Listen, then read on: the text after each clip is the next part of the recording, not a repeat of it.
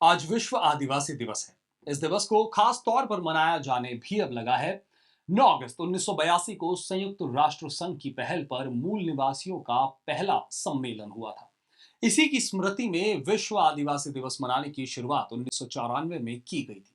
इस दौरान आदिवासियों की मौजूदा हालात, समस्याएं और उनकी उपलब्धियों पर चर्चा हो रही है।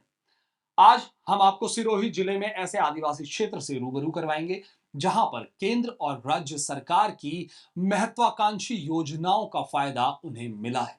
और ये क्षेत्र सामाजिक, आर्थिक, राजनैतिक और शैक्षिक क्षेत्र में विकास और प्रगति के पथ पर निरंतर आगे बढ़ रहा है। इस दिन पूरे भारत में आदिवासी समुदायों की समृद्ध सांस्कृतिक विरासत को प्रदर्शित करने वाले विभिन्न कार्यक्रम भी आयोजित किए जाते हैं। इस दिन का उपयोग स्वदेशी लोगों द्वारा सामना किए जाने वाले मुद्दों जैसे भूमि अधिकार और सांस्कृतिक संरक्षण के बारे में जागरूकता बढ़ाने के लिए भी किया जाता है।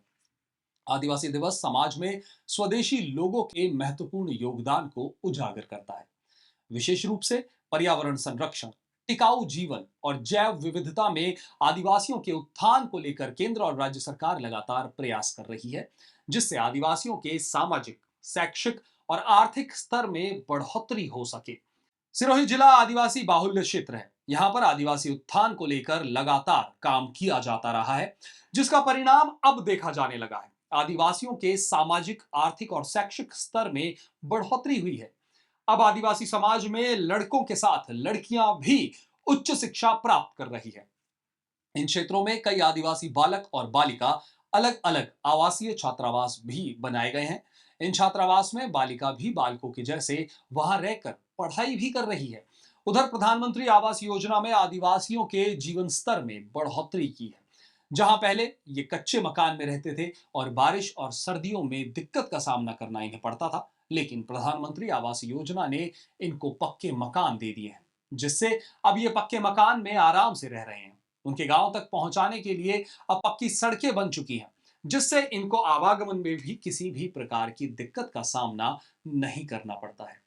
वरना पहले बारिश के दिनों में कच्ची सड़क होने के कारण इन्हें आवागमन में दिक्कत आती थी। उज्ज्वला गैस योजना के तहत गैस कनेक्शन का लाभ भी इन्हें मिल रहा है, जबकि पहले लकड़ियां जलाकर चूल्हे पर खाना बनाने को ये लोग विवश थे। जहां प्रदूषण से मुक्ति मिली है, वहीं जंगलों का भी बचाव हुआ है।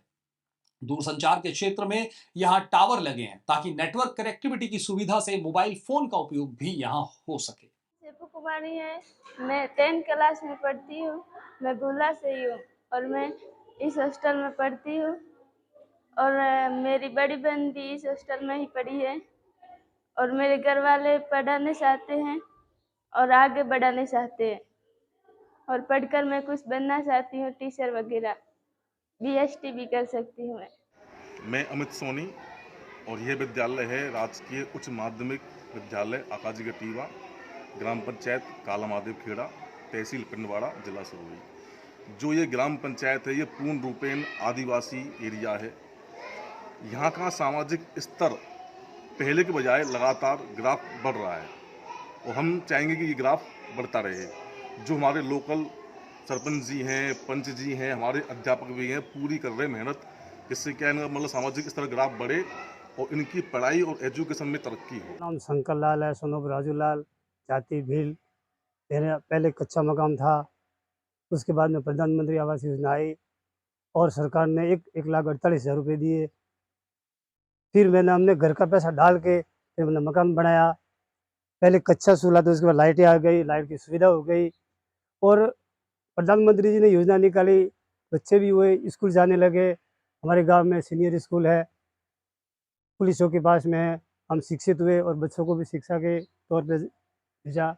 कन्हैयालाल अग्रवाल, काला महादेव खेड़ा का निवासी हूँ और हमारे यहाँ पिंडवाड़ा पूरा आदिवासी बाहुल्य क्षेत्र है।